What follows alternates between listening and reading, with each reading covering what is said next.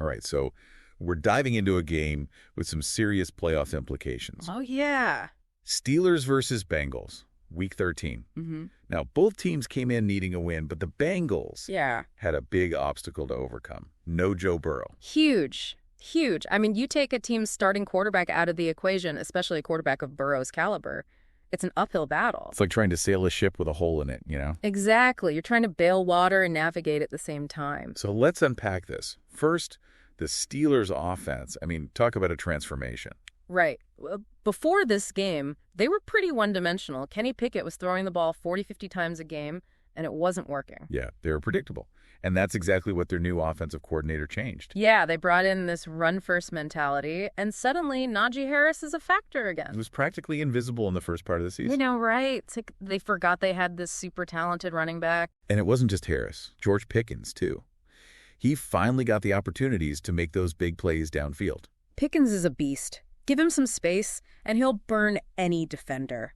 But he needs a quarterback who has time to throw. And that's where the balanced attack comes in. 100%. It keeps defenses honest. They can't just focus on rushing the passer or stacking the box against the run. Now, let's talk about the Bengals.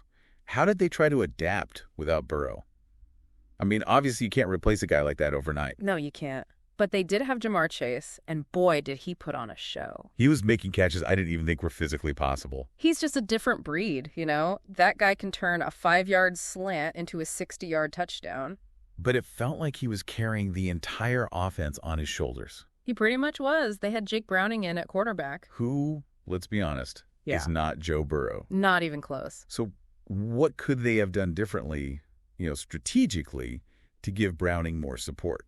Well, they definitely could have simplified the playbook. More short passes, more screens, anything to get the ball out of Browning's hands quickly and into the hands of their playmakers. Make it easier for him to manage the game. Exactly. Don't ask him to do too much. They also could have tried to control the clock more, keep their defense off the field. Because that Steelers defense, they were terrifying. Oh, man. TJ Watt and Alex Highsmith were like sharks in a feeding frenzy. They were all over Browning. Those two were the difference makers in this game. Absolutely. Watt was unblockable. He was in the backfield on almost every play, disrupting everything. And then you've got Highsmith on the other side, equally relentless. They just overwhelmed the Bengals' offensive line. Like the Bengals' offense hit a steel curtain. Yeah, that's a good one. But you're right. It was that Steelers defense that won them this game. And we can't forget about special teams. Oh, yeah, absolutely. Special teams are so often overlooked, but they played a huge role in this one. The Steelers' punter was pinning the Bengals deep in their own territory all night long. Which made it that much harder for them to even get into scoring position. Exactly. Every drive was an uphill battle for them. So the Steelers get the win, inching them closer to that playoff spot. But for the Bengals, this loss raises a big question. Yeah, can they make a run without Burrow? It's going to be tough. They need to figure out their offense, and fast.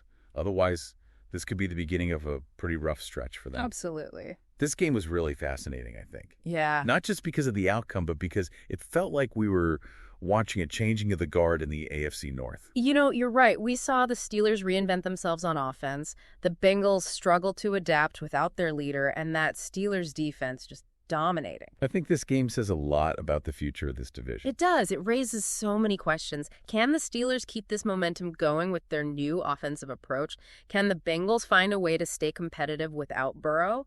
And how will the rest of the division respond to these shifts in power? This is just the beginning, and I can't wait to see how it all unfolds. Mine either. So much is up in the air, and that's what makes it so exciting. This is going to be a wild ride. Buckle up. That's it for this deep dive. Thanks for listening. We'll catch you next time. See you then. Today is your lucky day. Today is the day that our $3 website works for you, paying you directly to your PayPal daily.